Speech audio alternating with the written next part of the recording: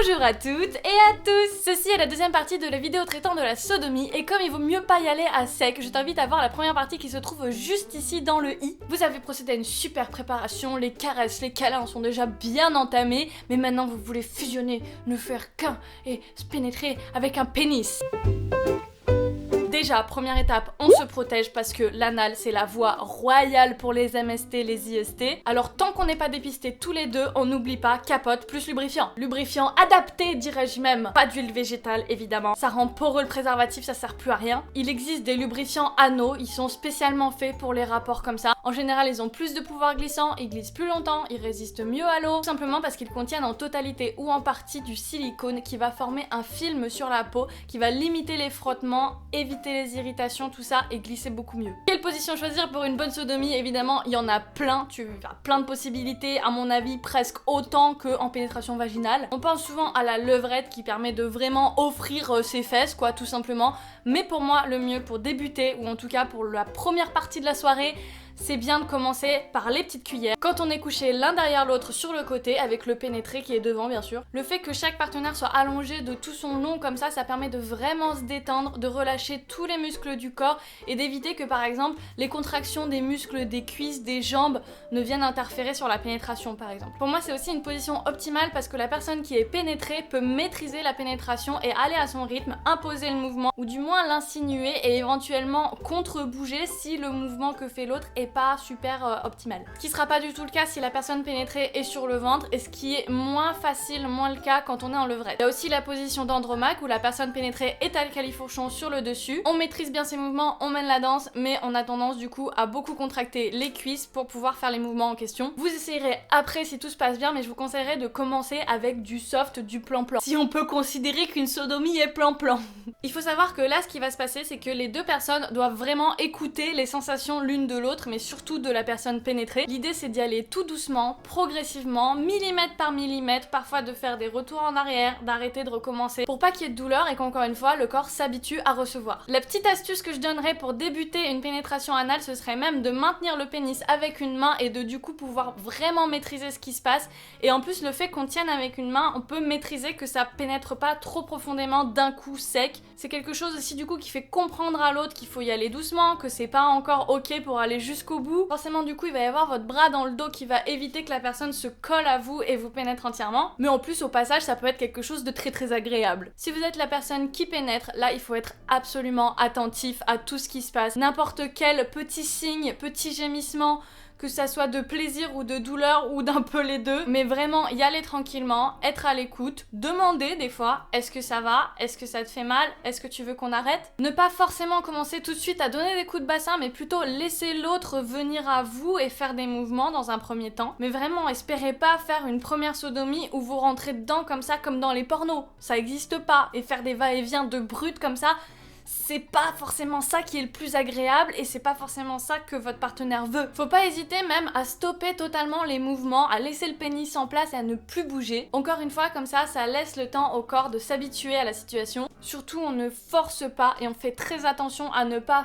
forcer le passage, même sans le vouloir, sans faire exprès. Il faut vraiment être extrêmement à l'écoute et si tu vois la personne faire ne serait-ce qu'une petite grimace, si son corps se tend, s'il y a quelques signes de stress, tu sens la gorge de l'autre personne se nouer, on arrête tout, on fait une pause, tu expliques que c'est pas possible si l'autre prend pas de plaisir à faire ça. Il y a tellement de fois où surtout en tant que femme, on se force pour faire plaisir à l'autre, pour réaliser son fantasme, pour maintenir le couple. On dit oui, continue, c'est pas grave, en serrant les dents. Mais sérieux, vous voulez vraiment jouer à ce jeu-là? Alors surtout, ne foutez pas la pression à vos meufs et faites bien attention à ne pas la foutre sans le faire exprès, malgré vous. Restez cool, soyez attentifs, soyez dans le soin de la personne. Pendant la pénétration, n'ayez aucun objectif, que ce soit rentrer le sexe en entier, faire des va-et-vient rythmés, quoi que ce soit d'autre. Ne faites que ce qui vous fait kiffer et si ça vous fait déjà bien kiffer de rentrer juste une partie, juste le gland et de faire des tout petits mouvements comme ça, et ben c'est cool, on arrête et on fait que ça et c'est parfait. Peut-être on passe à autre chose après, peut-être on passe à autre chose à un autre moment. Il n'y a pas d'objectif, il n'y a pas d'impératif. Il n'y a pas de vraie sodomie, de tentative de sodomie, de on ne l'a pas fait jusqu'au bout, je sais pas quoi. On a tendance aussi avec ce genre de pratique à se focaliser focaliser sur ce qui se passe là au niveau génital et du coup à pas prendre le temps de faire des caresses, des câlins, des bisous pendant,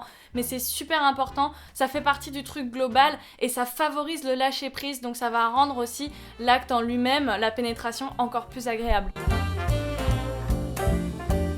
Alors qu'est-ce que ça fait comme sensation tout ça? Est-ce que ça vaut vraiment le coup de se prendre la tête avec un orifice qui est pas fait pour ça, normalement? Bon, pour le pénétrant, c'est assez connu pour être un fantasme collectif que c'est bon. Évidemment, c'est beaucoup plus serré, beaucoup plus tendu, mais c'est pas non plus la même texture que dans un vagin. Les canaux à l'intérieur n'ont pas la même forme et du coup, ça a tendance à bien s'adapter à la morphologie d'un pénis. Mais détrompez-vous, il y a pas mal de mecs cis que ça intéresse pas vraiment, qui trouvent pas un si grand kiff et que ça excite pas forcément. Pour ce qui est de recevoir une sodomie, là, c'est tout autre chose. Attendez-vous à ressentir plein de sensations inédites. Déjà psychologiquement ça te prédispose à quelque chose de différent, c'est un peu l'interdit, le truc exceptionnel, le petit stress, quand c'est du bon stress ça te fait un petit shot d'adrénaline qui peut être super intéressant pendant le sexe, mais même physiquement parlant, il y a énormément de terminaisons nerveuses dans la cavité anale, énormément plus que dans un vagin. En comparaison au niveau des parois du vagin, c'est presque rien à côté quoi. Du coup les sensations sont beaucoup plus fortes, beaucoup plus intenses, mais c'est là aussi que ça flirte facilement avec la douleur, c'est à double tranchant. Évidemment ça va vous rappeler une sensation que vous connaissez bien, vraiment le moment où vous êtes en train de sentir votre caca passer, et c'est ce qui fait aussi qu'on a beaucoup l'impression de se faire caca dessus quand on reçoit une sodomie. Je comparerais ça à la sensation en hiver quand t'as le nez un peu irrité, que t'as l'impression que t'as la goutte au nez tout le temps, alors que pas du tout. Donc je te cache pas qu'il faut un temps avant d'être à l'aise avec ce genre de sensations qui sont très perturbantes au début. Mais en général, au bout de quelques temps, on finit par faire abstraction, par comprendre la sensation, et là on éprouve un réel plaisir. Ah oui, au fait, petite astuce pour gérer parfaitement la situation, même en cas de petit incident, de petites traces, l'idéal c'est d'utiliser une alaise ou une serviette foncée que tu mets sous vous dans le lit, ça évite de tacher les draps, et s'il y a un accident, on fout un coup de serviette et ça se voit pas. Clairement, je trouve que c'est quelque chose qui me met vraiment à l'aise. Sur la l'aise. À l'aise sur la l'aise.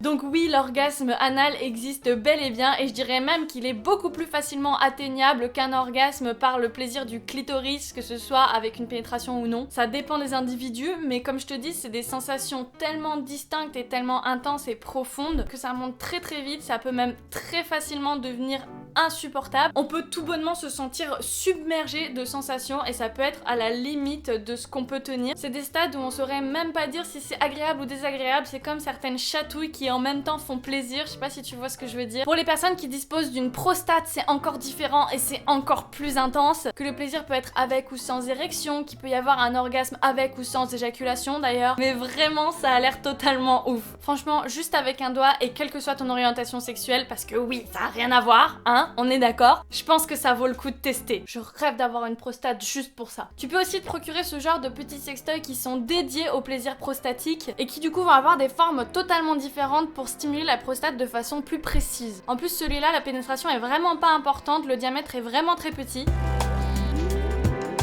Et la présodomie, oui, parce que c'est pas forcément comme quand on vient de finir un rapport sexuel avec pénétration vaginale. Niveau pratico-pratique, tu vas forcément te sentir un petit peu bizarre, un peu dilaté, peut-être un peu irrité. Je te conseille d'aller aux toilettes, en général c'est simplement pour se rassurer, on n'a pas forcément besoin de faire caca après une sodomie, hein. Mais ça rassure forcément, et bien sûr de faire une petite toilette pour se débarrasser des éventuels résidus de lubrifiant. Si la fête est finie, je peux te conseiller pour lutter contre les petites irritations d'appliquer une noisette d'huile de coco sur la zone en question. Pas forcément à l'intérieur, quoique ça ne soit pas dangereux du tout, mais à l'entrée et sur l'anus pour son effet hyper nourrissant, apaisant, cicatrisant et surtout le fait qu'elle soit antibactérienne. Tu peux même en mettre un peu sur ta vulve, dans ton vagin, il n'y a aucun risque, comme je te l'avais dit dans la vidéo sur l'hygiène intime. C'est un très bon antimycose pour tous les petits tracas et surtout en prévention. Mais attention à pas renclencher les câlins derrière si t'as encore de l'huile de coco, hein. Encore une fois, ça rend les préservatifs poreux. Dans certains cas et pour certaines personnes, on a l'impression de vraiment avoir les sphincters qui tiennent plus, de plus être étanches. Alors ne t'inquiète pas, ça revient très